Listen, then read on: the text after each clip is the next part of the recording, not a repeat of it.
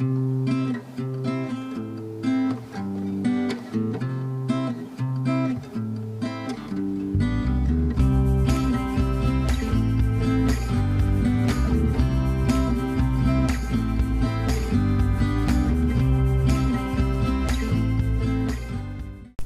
common misconception people have when I tell them I have a medical condition, especially as a kid, is thinking I was born with narcolepsy. Now, awareness for narcolepsy has gotten a lot better since when I was a child, so you might recognize the term, but ask yourself, how much do you actually know about narcolepsy? I encourage you to keep watching this video because there is always something new to learn. It doesn't matter how much you actually know about it, there's always something new to learn, something you did not know. And with awareness, just talking about it is the best way to spread information and make uncommon conditions a little bit more known. If you continue watching, I will tell you all about narcolepsy, and I'll tell you about my experiences as a person living with narcolepsy. What is narcolepsy? Narcolepsy is a chronic neurological disorder that affects a person's ability to regulate sleep cycles or consolidate sleep. Basically, and this is why you have trouble staying awake during the day and sleeping at night with narcolepsy. You can't sleep for 8 hours. You can't sleep for a long time. It's broken up into sections of time where you're awake and asleep and awake and asleep. You can't consolidate sleep. You can't have a big chunk of sleep and stay asleep. How is narcolepsy different from other sleep disorders? Another common sleep disorder is insomnia. I'm sure you've heard of it. Most people have. So let's compare narcolepsy with insomnia. Insomnia is having problems falling asleep, staying asleep, or soundly sleeping, basically. Because of this lack of sleep, it makes you cranky and tired the next day. There's acute insomnia and chronic insomnia. So acute insomnia is just short-term insomnia. It lasts like a few days or a few weeks, usually due to stress or something like that's changed in your life recently. Chronic insomnia is trouble sleeping for 3+ days a week for more than 3 months and is not caused by a medical condition or any medication you're taking. Common symptoms of insomnia: lying awake for a long time, being unable to fall asleep, waking up during the night or very early in the morning, feeling like you're not well rested, feeling sleepy, and having trouble concentrating during the day. Those are all symptoms of chronic insomnia or just insomnia. The biggest thing with the differences between insomnia and narcolepsy is that the causes are different. So insomnia is usually caused by stress, major life changes, travel, or taking frequent naps. All of that can cause insomnia. Everyone has orexin in their body. It's basically a chemical messenger that helps nerve cells talk to each other, basically. So when nerve cells release orexin, they talk. They tell each other what's going on. Scientists and experts believe that this helps you stay awake and alert during the day. People with narcolepsy have very few nerve cells that produce orexin, so the lack of the chemical leads to symptoms like daytime sleepiness and cataplexy, the inability to stay awake during the day and sleep at night. Where people with narcolepsy have too few of the nerve cells that produce orexin, it's the opposite for people with insomnia. People with insomnia produce too much orexin, which ends up keeping them awake. And there are like medications that help with insomnia and that reduce the orexin, but they're still trying to figure out how to boost orexin for people with narcolepsy. There's differences between insomnia and narcolepsy. They are different, but they present very similar. Like, they present as basically the same symptoms, and in adults, it's no wonder that adults often are misdiagnosed with insomnia, when really their problem is narcolepsy. For me, as a child, my story was different. I'll go into that a little bit later. When you present with cataplexy, it's a very, very obvious sign that you do have narcolepsy. So when you have cataplexy, it's way easier to diagnose. Let's talk about symptoms of narcolepsy. So, everybody experiences sleepiness during the day, you feel tired, but with narcolepsy, it's excessive. It's so much more. I find daytime trips very exhausting. Oftentimes, people with narcolepsy have naps every day because life is exhausting, so much more so for people with narcolepsy. So excessive daytime sleepiness, everybody with narcolepsy experiences that. Disrupted nighttime sleep is another symptom of narcolepsy. Because you can't consolidate sleep, your nighttime sleep is choppy and broken up. You're awake and asleep and awake and asleep.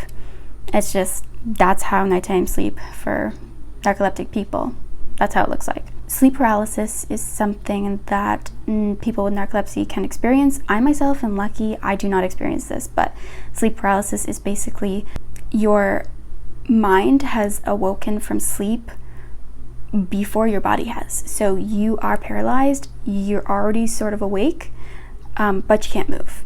And this can also be accompanied with hallucinations, so it can be actually quite frightening to have sleep paralysis. I've never really experienced it, but I know it can be quite scary. Because you're in between the sleep and awake stage, the hallucinations can be scary because it's like your brain is still dreaming, but your body is your mind's awake, but you're still seeing your dreams. So, and auditory hallucinations and visual hallucinations and stuff like that. So sleep paralysis can be very scary. And I am very lucky I don't experience that. And then the last one, there's many more symptoms of narcolepsy, but this is a very important one because this is what differentiates the types of narcolepsy. Cataplexy is basically muscle paralysis caused by emotions. With many different symptoms of narcolepsy, they happen at night, but for people with narcolepsy, they also happen during the day. So basically, the typical process of falling asleep begins with a phase called non-rapid eye movement sleep. I know you know rapid eye movement sleep, REM sleep, but there's a stage before that, non-rapid eye movement sleep. So during that phase, the brain waves slow. And after an hour or so of this type of sleep, brain activity changes and REM sleep begins. And this is the deepest sleep stage. This is the stages where you start to dream. But in narcolepsy, you can enter the REM sleep very suddenly, like within 15 minutes. Whereas other people without narcolepsy, it takes like 90 minutes, more than an hour to enter REM sleep because you need to go through NREM sleep. So this can happen both at night and during the day. So cataplexy, sleep paralysis, and hallucinations are similar to the changes that occur in REM sleep. But in narcolepsy, they happen when you're awake or drowsy, sleepy. So cataplexy actually resembles the paralysis of muscles. Well, that happens while you are in REM sleep. Basically, that happens so that you don't act out your dreams. Your body is paralyzed and you don't act out your dreams. For people with narcolepsy with cataplexy, this type of paralysis happens when you're awake and is usually caused by strong emotions like laughter and humor, sometimes even anger, stuff like that.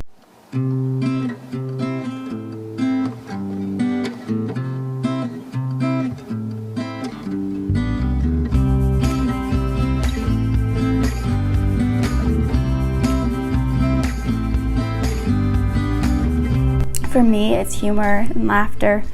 So, but that's cataplexy. Let's talk about unfortunate byproducts of narcolepsy. Some of these might be things that aren't necessarily scientifically proven, but a lot of people actually do share these problems. There's some science to it, but it's been shown in a lot of people with narcolepsy. A lot of people just share these issues. So I'm going to talk about some of these that you might not realize happens because you have narcolepsy or need to treat it. So unfortunately, the medications I take to help me stay awake, basically a stimulant, it helps me stay awake during the day, but it also causes a lot of teeth problems. And I feel like teeth problems aren't really talked about as much as they should be because it's just a lot of people don't realize how bad it can get, and it's something that even the people with teeth problems don't really, they feel like they're alone and they don't really talk about it, so I'm talking about it. The medication I take to keep me awake during the day breaks down the enamel of my teeth. So that is a problem because it makes my mouth drier. Like, the medication I take makes my mouth drier, and it really does break down my enamel of my teeth. And for those of you that don't know, the enamel of your teeth is basically the defense. It's the front line of the defense against cavities and stuff like that. So I'm a lot more prone to cavities. This also explains why I have had a root canal. Teeth problems is something that you might not know comes with trying to treat narcolepsy, especially with the stimulant that I take. So that's something that people don't really talk about, and something I do struggle with and experience. So the other big issue is a big problem with eating, appetite control, weight problems, all that, because, and scientists sort of, and I say sort of because they're still trying to untangle everything, and they don't want to say something that they don't know is true until they've confirmed it or whatever, but they have realized there's a correlation between narcolepsy and being overweight and having weight problems and eating disorder stuff. So I can totally agree with that because I struggle with that too. So eating is a big problem for me. It does cause weight problems. I've had problems with weight my whole life, and I will basically for the rest of my life. I know that I think there's something about the chemical that narcoleptics lack also helps control like appetite and energy levels. So I think that has something to do with it too. The good thing though is that the medication I take the stimulant I take during the day to keep me awake does help with appetite control. Without that, there is no telling how I would look right now. It would be bad because I would eat every hour. It's really bad. So eating problems and weight problems is very common with narcolepsy. The unfortunate issue with that is because the stimulant really does help manage my appetite levels during the day, cravings aren't as much of a problem. It's just that the stimulant wears off so that you can try to sleep at night. So does the appetite reducing effect of the stimulant, which also explains I have a big problem with eating at night. I know that must seem strange and foreign to some people, but I do struggle with eating at night because imagine you go your whole day without actually, like, you're hungry and you do want food and food does taste good. But the stuff that you love, think about something you love, like chips or muffins or cookies, cake, I don't know, like think about something you love. You don't really crave that, you don't really enjoy it. You think, oh, I'm gonna save that to eat later because I know I'm going to get hungry and actually want it. Think of it that way. You don't want it all day until it hits nighttime and you're like, I want this and this and this and this because I didn't want it all day, but now I do. And because I know this is going to happen every single night, it's hard not to prepare for that. It's hard to say no. Oh, I'm not gonna have that. I'm not gonna take that to eat in the night. Because during the whole day, I don't want it. I could be impartial to it. So eating at night is a big problem because all the stuff you didn't want during the day that you usually love comes back in the night. So weight problems, eating at night, it all comes with narcolepsy. So that is something that might not be a symptom a lot of people know about. It's just a byproduct of narcolepsy. A lot of people struggle with eating and weight. And then this one's just to be expected: low stamina, low energy level. That's sort of connected to narcolepsy. I say sort of, it really is, but it's just like, I just feel like, and it's not just me, I feel like a lot of people adjust, especially people that grow up with narcolepsy like me. I got it when I was a child, so I kind of grew up and didn't necessarily have to adjust my lifestyle. It's not like it just hit me when I'd already determined who I am and what I love to do. I just probably kind of tweaked my lifestyle, the things I love to do, around the fact that I don't have a lot of energy to do hiking and all this exercise, and it's just kind of, it's hard to want to go out and know you're going to be so tired after doing whatever kind of activity the person you go with wants to do. So low stamina, low energy, it's just kind of, it changes the things you like to do when you get it as a child, and it's kind of hard to navigate not having the energy when you get it as an adult. Let's talk about my story. So this is going to be about my experiences with narcolepsy, all that. You get to hear about it from me. So it started when I was 5. So like I said, a common misconception people have when I tell them I have a medical condition, especially when I told them as a child, because when you look at a child, you think, and you understand that they have a medical condition, a disorder, something that's wrong, you think, oh, you must have been born with it. But no, this problem, narcolepsy, I got it when I was 5. So diagnosed at 5 too, which was actually pretty lucky, because at the time, it's becoming more known now, but still, you know, not up there. Narcolepsy in a child was extremely rare and uncommon. It's not really much anymore, but I was lucky to get a doctor that saw it, especially because I had cataplexy, which is a very, very obvious sign that you have narcolepsy. I got it when I was 5, and I was diagnosed when I was 5.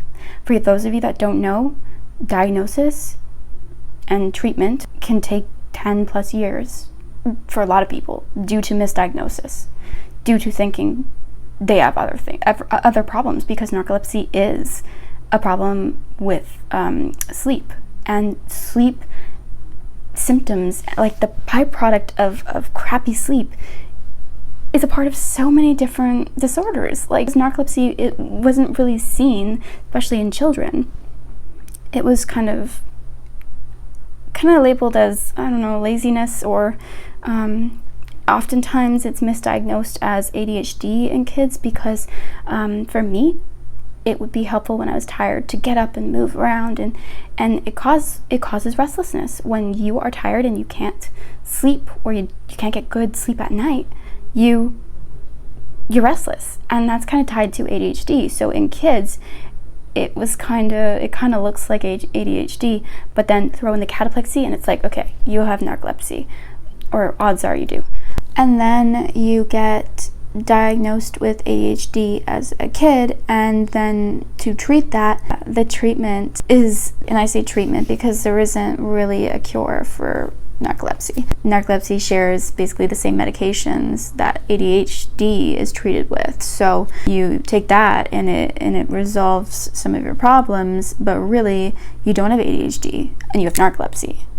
This is why diagnosis can take so long, and why I am so grateful it didn't take long for me. And it's kind of misdiagnosed a lot of times as insomnia in adults, because you can't get good sleep at night, and it kind of just looks like, oh, you should get better sleep at night, but really you have narcolepsy and you need to be medicated. Let's talk about family life first. My family has always been super supportive of me. I have a great family. I don't come from a divorced family, so I've got both my parents and my 2 other siblings, all super supportive. And it's sweet because my siblings aren't the type to verbally say they're worried about me, but there are times where they actually do worry about me. So that's kind of sweet to know that I've got siblings that, you know, care. With cataplexy, my family would tend to have fun with this. So because my cataplexy is triggered by humor, my family, especially, so during the day, I take a stimulant which helps me not to have cataplexy, and it also keeps me awake. But once that wears off, or before I take that, so early morning and late evenings, the cataplexy kind of shines through, and so my family has fun with that. You know, we tell jokes, and here I am like buckling at the knees because I find it funny, or I just fall down full complete collapse because, or someone tickles me and I can't resist, like I can't get away because I'm paralyzed. Like it's all fun and games. People know when to stop, but it's also kind of, you know, that's kind of like my family life. And I never really felt left out much because as a family, we're homebodies. Like we don't travel, so I never really felt exhausted from travel, or like I couldn't go out and do the things my siblings could. Like we're all pretty content to be at home, so there wasn't much I felt like I was missing out on when it came to what my family was doing. And the other thing with family life is that, especially with cataplexy, I mean narcolepsy too, because you tend to sleep where you're most comfortable, so you probably tend to have your naps at home. I had to nap a little at school too, but family life, these are the people that see you at your worst symptomatically, so it was kind of like they know what cataplexy looks like. Other people, it's hard for them to envision, and they tend to envision the worst when I say, oh yeah, I get complete muscle paralysis when I laugh. That sends red sirens. You know, it's really bad in their brain what they're thinking of, when really it's not like I can feel it happening because I know what I find funny, and I know when I laugh, and I know to the degree of like how much I find it funny, and I know how my body feels. I know what I'm feeling, and I don't think they understand that. So where my family kind of, they really see what my symptoms are, because this is where I am unmedicated. Moving on, let's talk about my school life. This is going to be considerably longer because, well, school takes a while. So I developed narcolepsy in early primary school. I think it was like kindergarten.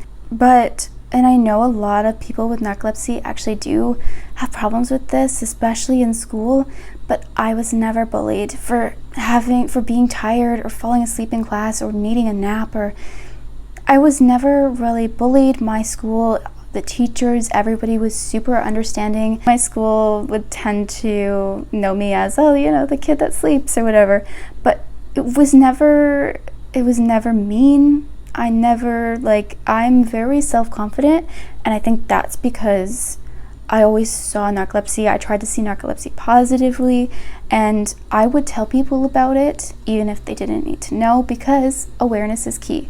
So, and having a good school really helped me feel like there's nothing wrong with me for having narcolepsy. So I was never bullied, which was a really good thing, because I know a lot of kids are, especially when they're misdiagnosed and they don't realize that they're not just lazy. Like, they're not lazy. There is a problem.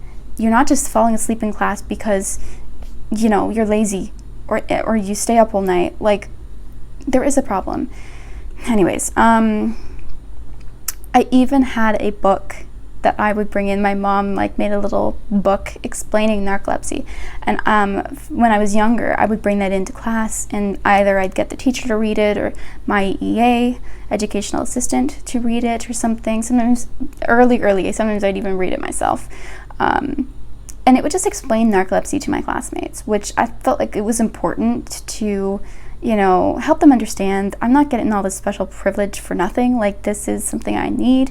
And it helps them, you know, understand narcolepsy.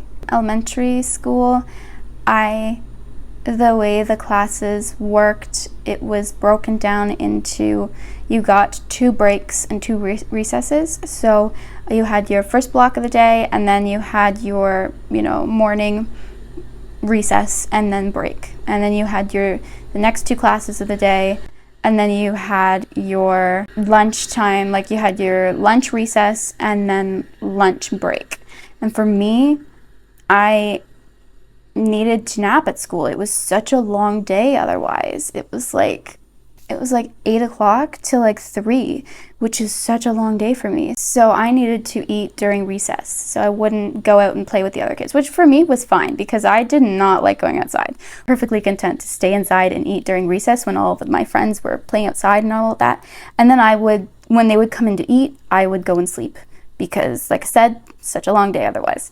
So, but I was never made fun of for that. In fact, like my EA would just say, you know, McKenna's sleeping, be quiet, when all the kids are coming in the building or whatever. Safe to say, I was like, people knew me. the kid that sleeps, you know, maybe they didn't know my name, but. And like I said, I had an EA to help accommodate me and to just help me when I needed her. And it's sweet because I am still in touch with her today. It's kind of sweet to know this person looked over me when I was at school, and you know, we built a relationship, and then I had to go off to high school and leave her behind. So, but we're still really close today. So it's kind of nice to know that. Next on the school life journey, we have our next stop at high school. So I started grade 9 with a minimized course load. In my school, you had to take 4 classes a term, like 4 classes a semester, for a total of 8 classes a year. For me, I needed to go home early the 4th period, so we decided let's start with 3 classes a term and go from there. So I would just always, after 3rd class, my mom would pick me up and we'd go home. Then COVID hit, and as you know, COVID changed a lot of things, and for me, it helped because, well, I'm going to explain it to you. It helped me to realize it's okay to push yourself, even though pushing myself can be kind of hard. It's good to see what I can manage. So with COVID, online classes were actually easier for me to keep up with, as I could sleep whenever I needed to. Like, sure, there were some Zoom meetings and stuff, and yeah, like those are important to attend and listen to the teacher talking, but for the most part, I could do the schoolwork whenever I needed to. I could nap without, you know, feeling like, oh, I'm so tired in class. You know, it's just different. We ended up picking up an extra class in grade 10, second semester of grade 10. So that kind of opened a door. When COVID kind of didn't necessarily subside, but it was getting better, going back to in-person school, we decided to see if I could manage 4 classes instead of just 3 because I did so well online. And I'm not one to slack off on my schoolwork. Like, I have a very good work ethic, so it might have been different if I was like didn't care about school at all, but like I like getting my schoolwork done, even for the classes I don't like. It's important to me that I get my stuff done, and narcolepsy was just like a little obstacle I had to overcome when it came to school. So we decided to see if I could carry 4 classes going back to in-person school in grade 11. And that actually was the best decision ever because I still did go home from school early in high school, in grade 11 and grade 12. I attended my 4th period class a little bit, but I would still go home early because it's really hard to focus when you're tired and all that. And even if I could stay to the end of the day, like I said, it's hard to focus. So there's no guarantee I would actually understand what the teacher's saying and get any true value out of staying. It was just better for me to go home a little earlier than everyone else. And we also decided that it was important to make sure that those classes were not important classes, were not classes that I needed to attend. Math class was never 4th period because I could not, math class, you need to be there every day to get the lesson.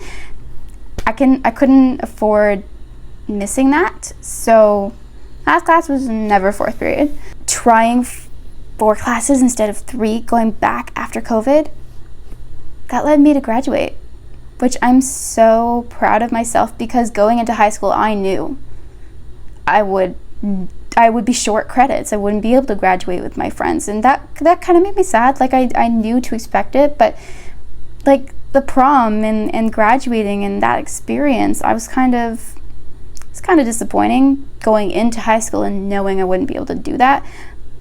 But things lined up, and we tried some new things, and I ended up carrying 4 classes every term since the beginning of grade 11, and I graduated with my class, and that was That made me feel so good. It made me feel like narcolepsy doesn't define me.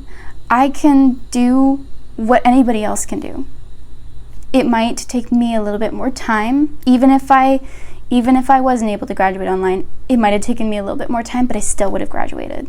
Another thing in high school, and I suggest you do this too if you have narcolepsy, is set up an IEP, individual education plan. Even if you don't need to use it, have it. It's better to have it and not need it than to need it and not have it. I'm sure you've heard that saying. Rules are a little bit more stricter in high school than they are in elementary school. In different ways, of course. You have a little bit more independence in high school and stuff. You can leave the school without, needing a note or whatever. But it was stricter in different ways, more like academic ways, and making sure that they don't want you, roaming the halls during class time or whatever. So a big thing on my IEP was that I was allowed to leave the class whenever. If I was tired and I needed a walk, I could just go. I could just leave. Some of the teachers, it was just courtesy. They liked me to let them know where I was going. But some teachers were a little bit more strict when it came to who could leave the classroom. If one person was out, you had to wait till the next person to get back. But for me, if I was tired, I can just go for a walk. The teachers all know I'm a good student. I'm sure they all talked about McKenna and she's great and all that, because a lot of them, knew about me. I feel like it was important to just be able to leave. It was a good accommodation to have, especially because every teacher has their own rules about going to the bathroom, having kids leave class and all that. Another thing was I could postpone tests, write them on a better day, because every day with narcolepsy could be a good day or a bad day. It's not like, oh, I'm medicated now, I'm all my days are good. It's like Monday could be a good day and I could have a test on Tuesday and I could feel like crap. And I never knew when it was gonna be a bad day. So I could always postpone tests, write it later. I'd still have to write it, but I could write it later. In science class in grade 9, and I'll never forget this because it was my first period class and it was science. And we had a test that day. But I was so tired, I don't know, maybe I took my medication, my stimulant a little late. Then I went into class and I put my head down on my desk, waiting for class to start. And I don't think it was even like a very big test. It was probably just like a little quiz. And when I woke up, everyone had done the test. I'm like, okay, I'm ready. And the teacher's like, oh, we already did the test. You can write it at lunchtime or whatever. And that was sweet because the teacher, she didn't wake me. I'll never forget that because that kind of shows the accommodation that the school I had and the teachers I had, they showed me the grace and knowing if I was sleeping, it was because I needed to. And now I'm in college. It's so exciting, because like I said, I didn't know if I'd even graduate high school on time with my class. It's really exciting to know I'm in my program and I'm so enjoying it. It's totally the right program for me. I love it. It's exactly what I thought it would be. And even if you're super confident in high school about what you want to do and you applied for your program and you get in, you don't really know. You always have that little tiny bit of doubt of whether it's really what you want it to be. You kind of make yourself up to think, oh, this is going to be great, and then it might not be. But for me, it is great. So it ended up being really good. It really validated my choice on what program I wanted to take, and I'm carrying a full course load. And I think it's also different because it's a good timetable. Of course, I do have a few evening classes this term. I really do try to nap when I can, because every day is different. Like Monday, I have a morning class, and then a lot of morning classes actually, which is the best schedule for me because I take my stimulant in the morning and it's the time I'm awakest. Your stimulant kind of drops around the afternoon when I start to get tired and need a nap, and then so the minute I take it is the best time for me to have a class. The point is, college is going great. Even though I have narcolepsy and that's a little bit of an obstacle, it's going great, and I have a college house that I share with a few other girls, like a student housing, because I can't drive. That's another thing with narcolepsy.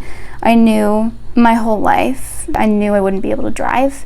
My narcolepsy is pretty severe, so that's why I need a house there. There's no way I can go a whole day for college, depending on when the classes are scheduled. Like, you could have a morning class and you could have a class at 4:30.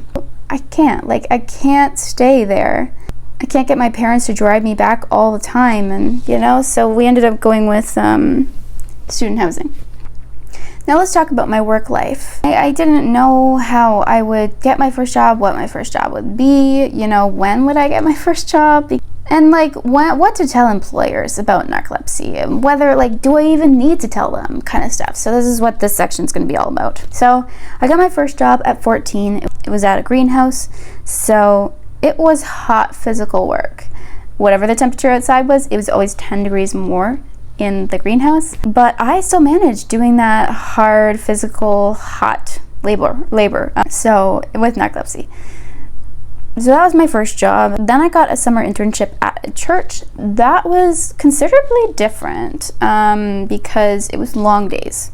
So it was 9:30 start all the way till 4:30 or 5. There was a whole month of working with kids, which was a little difficult because my energy level considerably decreases with kids. It was long days and no sleep, but I still managed, and they understood because it was a church and they're very understanding. So that was my second job. Then I worked at a kitchen restaurant. I was the runner. I would go and grab the frozen food and give it to the fryer cook people and make the salads. The problem with the restaurant industry is you never know when your shift is ending. So I would start at 5 in the evening. And the evenings are so hard for me. That's the hardest time because my medication's worn off. My stimulant is gone. And there were times where I'd fall asleep in the kitchen. And it was I wasn't supposed to. It was a kind of a lax environment, but still. It was long periods of standing still when there were no orders, and there was nothing to do, and it was hard to keep myself awake. I failed sometimes. And never knowing when I was ending. It wasn't like I could say, an hour until 10 and then I can leave. It was until they didn't need me anymore. But I felt like I couldn't say, I need to leave. It was they needed to say, okay, we don't need you anymore. You can go now. But I'm I know myself and I know what I can handle, and I felt bad telling them that, needing to tell them that I'm hey, I need to go. Whereas if there was a set time, if it was 5 to 10, I could make it till 10 because there's a mental clock ticking down in my brain. And finally, the job I have now, I'm on leave for college, but I will be going back in the summer to keep working, is at a grocery store. So I work in the deli department at a grocery store, and they are very accommodating. They are 4, 5, and 8-hour shifts. I wasn't sure if I would be able to do 8-hour shifts. But I tried it. It was okay. But I found I could only do them if they started in the morning. I couldn't do a 1:30 to 10. That's horrible. That's the worst time. That's when I sleep. And like I said, evenings are hard, but at least starting at 5 and going till 9 or 10, at least it was a short amount of time. It wasn't I could sleep before. And the other thing is that I was never left alone. It's a big box grocery store, so you're never left alone. There's always a manager on duty. If you need to leave, you need to be able to talk to your manager and say, I need to go home, I'm not feeling well, or I'm too tired or whatever. I was never left alone for shifts, and that was good. And grocery store, I knew when I was ending, and that was such a difference between the restaurant. I knew my shift was from this time to this time, and I could mentally prepare for that. I could physically prepare for that. I could have a nap before, and I would know it's a 5-hour shift. I can do this. Versus, I have no idea when I'm ending, Let's talk about fears. For this first part, this is going to be fears my parents had. Swimming was a big thing for my parents. As an adult, I know my boundaries, I know my limitations, but as a child, you're not aware as much of those things. And so my parents thought about it and imagined if I were to go swimming, what would happen if I were to go swimming? I wouldn't stop breathing. If I were to have cataplexy, I wouldn't stop breathing, but I'd stop swimming. And I would sink and I would drown. And you never know when this is going to come on, especially with humor being the trigger for cataplexy. Swimming was a big thing for them. Not big because they did want me to live a normal life, but I was aware of that they had this fear, that this was a concern of theirs of what would happen if I did go swimming and if I did have cataplexy in the pool. My dad said this once.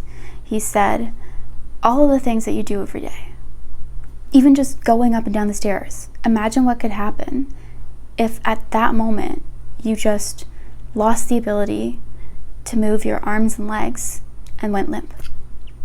Imagine what could happen. Even just everyday activities, living my life. These were concerns my parents had because narcolepsy is such a life-altering condition and yet also such an invisible condition. You look at me and you wouldn't think I had anything wrong with me.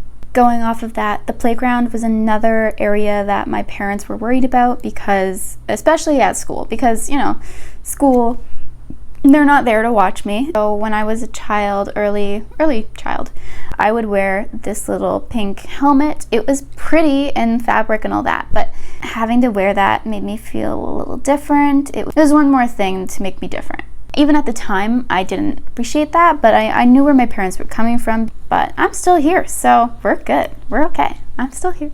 Another fear they had was me choking. Dinner conversation, you're just eating your food. You take a bite of something and then someone says something funny. Or maybe they didn't even intend it to be funny, but I found it funny. And then I can't swallow my food and I choke. I don't worry about it as much today. I know my parents sort of do. I mean, that's something that every parent worries about their child choking, but especially when you know that I have a predisposition to probably choking. Family dynamics too. Like my family, we like to laugh and stuff, but to know that I could choke because of my cataplexy was a little worrisome for them. And I still have times, even me, 18, that I have to clear my head. Like someone will say something funny, or my dad's laugh is contagious and makes me want to laugh and paralyzes me. Now that sounds great. My dad's laugh paralyzes me. I don't know how he's going to take that, but me eating and that happening, even now, I have to clear my head, close my eyes and think, okay, it's not funny anymore. And just wait a second and then chew and swallow and then I'm okay. It's things like that. Like I don't worry about choking, but it's still a thing I have to overcome, even me at 18. But you can imagine how my parents were worried about it when I was a child with narcolepsy and I didn't know my own limitations as well. And then my parents worried about my independence. And I still worry about that. They worried about would I be able to drive? I can't drive, I don't have my license. But it's safer for everyone else, for me not to. They worry about my independence and my future and how is life gonna go for me? I do understand my parents' worries and concerns, especially when I was younger, but now these are things that I think about and worry about. Am concerned about, basically. Starting off with adulthood. I'm not one to experience FOMO, fear of missing out, but even activities I wouldn't enjoy doing, I still would miss out on hanging out with people, I'll miss out on drinking because of the medications I have to take, and you don't want to mix those two. You don't want to mix alcohol with medications, specific ones that I take.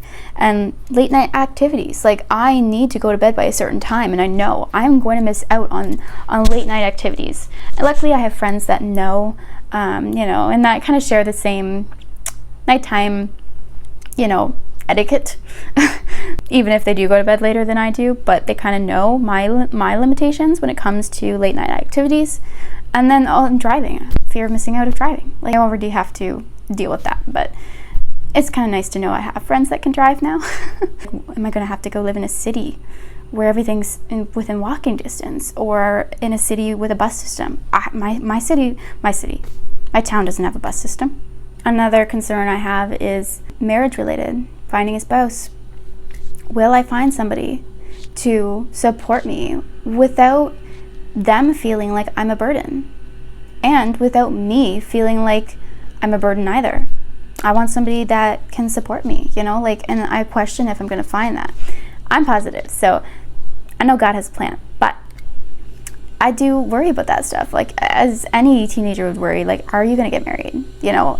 Who are you going to marry?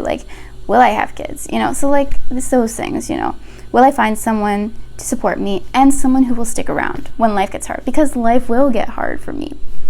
Like I said, I remain positive, but these are just some worries I have. And then motherhood and pregnancy. I am not, kids are kind of really hard to manage. And I'm only 18. So I'm willing to give myself the grace to know I might want kids in the future. But if I do, how do I take medications that control my quality of life when I'm pregnant?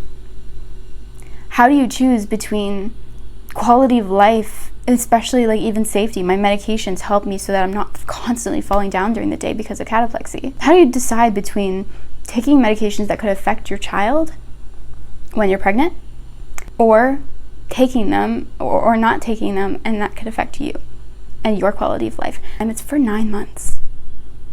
It's a long time to live without medications that I don't even go a day without.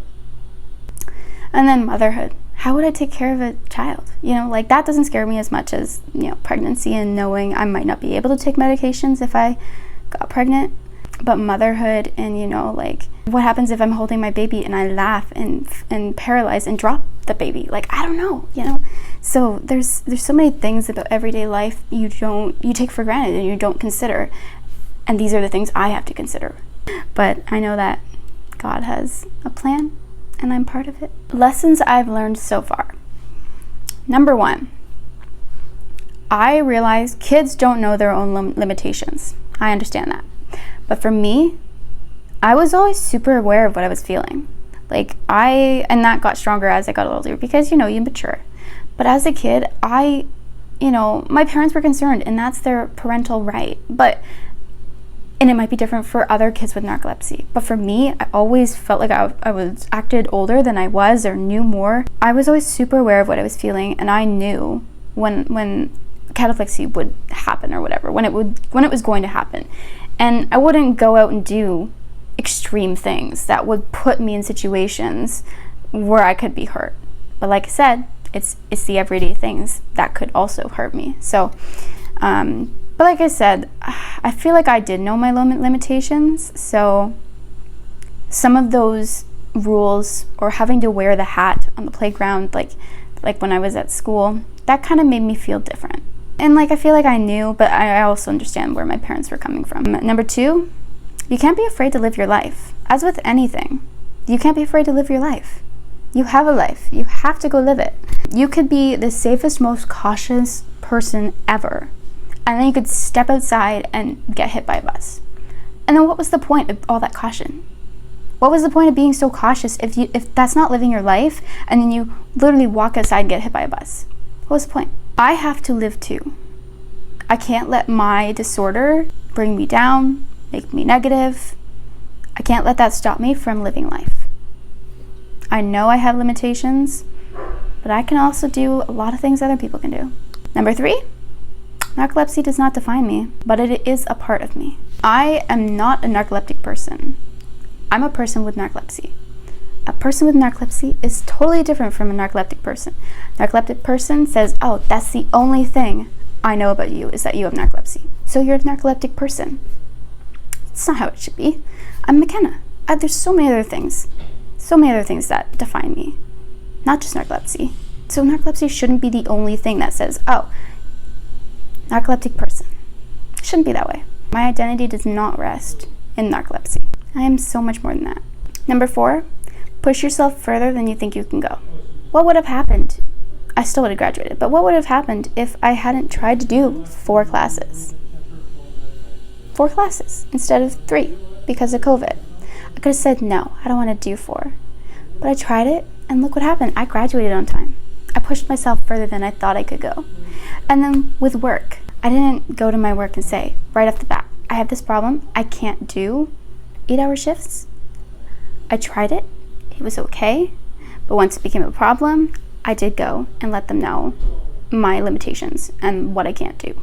99.9% of people will not know my struggles. They won't understand my struggles. They might know them, but they won't understand my struggles. My family sees me at my worst, sees me unmedicated, sees me struggling, has fun with my cataplexy. 99.9% of people will not understand my struggles. That's okay. I just need to understand that. Narcolepsy it's not usually based on genetics. They say only 10% of people actually have a relative that has narcolepsy too. I'm one of those 10% of people. I had a great uncle that had narcolepsy. It's kind of crazy to know that I had a relative with narcolepsy too. And that also makes me question, will I have kids And if I do, will they have narcolepsy? I don't know. The media portrays things, they try for important things, and honestly, I don't even think they understand that narcolepsy shouldn't be a joke. I think in a lot of TV shows, characters, when they're tired or someone's tired, they make a joke about having narcolepsy or something, and it's not a joke. And like, yeah, sure, it's mentioned and it's known well enough for that to be included in the writing of a show, but it shouldn't be a joke. If a person with narcolepsy were to watch that, I might not think right away, but I know I would think, why are they making a joke of what I experience and struggle with in every day of my life and every day of my life that will come? Because this is long term, it's not going to go away. The media has a lot of, it really needs to grow up. Right now it's a child, and narcolepsy isn't a joke and it shouldn't be. It's lazy, it's voluntary, you know, like it's like, oh, you're choosing to be tired. No, this is something I live with. This is something, if I could choose not to have it, I probably would. They really need to work on their portrayal, and if they can't, don't include it. Don't include it in your writing. Don't make it a joke. Just don't even mention it. I want to talk about my faith. How has narcolepsy impacted my faith in God and my relationship with Him? Narcolepsy, even though it feels like I grew up with it, like I know I got it when I was 5, but I don't really remember a time before that. So it's like I've had it my whole life. And because of that, I feel like God has a plan for my life. And I feel like that alone makes me feel like He allowed this to happen so that I could be better, so that I could help other people know about this. And I question, would I know about it if my life wasn't inflicted with it? And I'd have to say no, I probably wouldn't. I just feel like God has a plan for my life, and narcolepsy was part of it. And especially because I know it's not going away. I have to live with it, and I have my faith in God. I feel like God doesn't do anything without a purpose, without a reason. And that alone kind of comforts me. This is something I have to struggle with, but who's to say it's any less of a struggle or any more of a struggle than the next person, what they're dealing with. And I feel like also I'm a pretty positive person, but who's to say I would be this positive if I didn't have narcolepsy? Like when you have something that other people don't have, you realize just how good your life is. Okay, I mean, if you're positive, you do. The way that sounded, you could be negative, but I feel like having this makes me realize how lucky I am not to have cancer, not to have something even worse. It also makes me realize how lucky the people are that don't have narcolepsy. God is my anchor. He's all for me, and I know He doesn't let anything happen to me that wouldn't give Him glory. It's all got a purpose. It all has a meaning, even the worst things in life. Sometimes I feel like if I were to lose narcolepsy, and I probably wouldn't, unless they come up with a cure, would I feel less special? Probably, but I wouldn't be less special to God. I know this video was long, and if you're still here, I appreciate you. I appreciate you watching the video, however long you did, because you probably learned something, if not more than one thing. And I hope that if you know someone with narcolepsy, or if you're the parent of a child with narcolepsy, I want you to have watched this video and to look at me and think, she grew up, she's just fine, so will my child. Like, living life without hope is so sad. I just feel like I wanted to create this video not only to raise awareness about narcolepsy, but to help someone else in the situation I used to be in, or that I am in now, understand they're not alone. You're not alone if you have narcolepsy. And I feel like that's more known now than it was when my great uncle had narcolepsy. He didn't tell anybody. And then it's different than when I had narcolepsy as a kid. If you're watching, I want you to go look up one fact about narcolepsy and post it in the comments. I appreciate you learning about narcolepsy today, even though the video was long.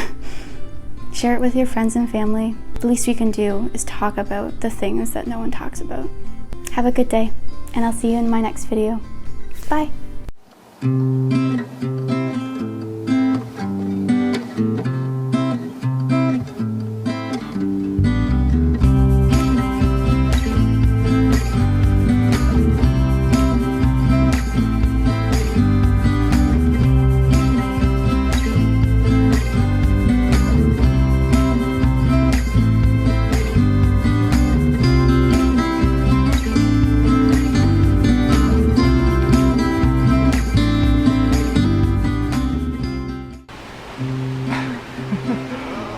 Elmo's doing. Look what Elmo's doing. What's Elmo doing? What's Elmo doing? Is that funny, McKenna? Give me Elmo again. Careful. Buddy. Are you okay, McKenna? Steal her Elmo. Get Elmo out of the way. Oh! Whoops! She's down Why are again. you doing this video anyways? Oh, she's back. Did you hit your head? Coming.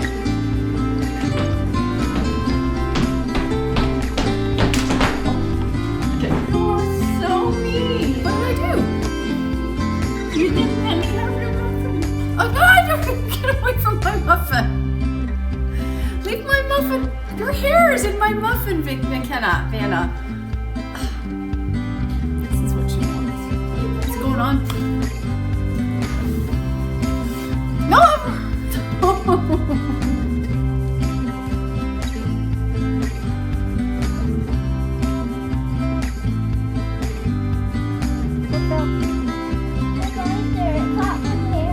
Oh no! Is your hair still caught?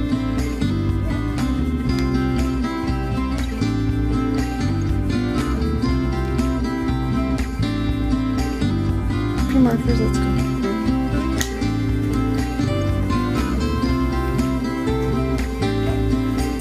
What happened? What am I doing? A video. Stop. I wanted to catch you with your no medicine on board.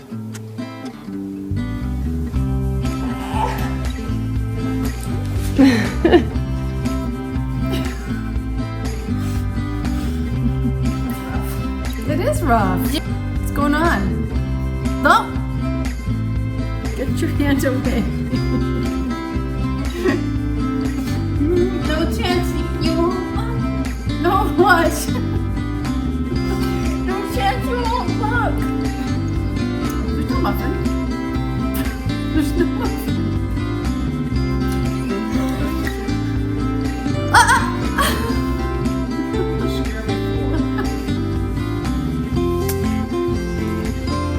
Okay. Should we go for lunch?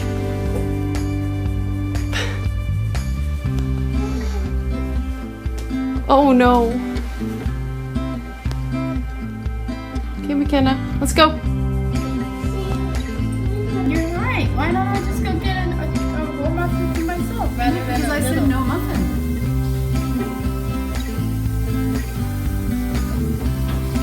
Sucks, eh? What are you doing? You're gonna fall down on the stairs. I don't accept it sucks. Now what? Now, do something funny again. Make you laugh.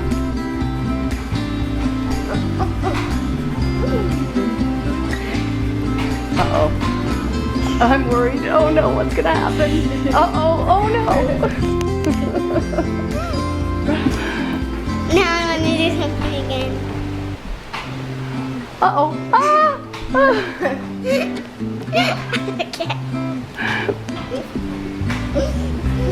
Okay. Okay, back up a little bit. You're too close to me. Okay. No, you're... Don't tickle me, no!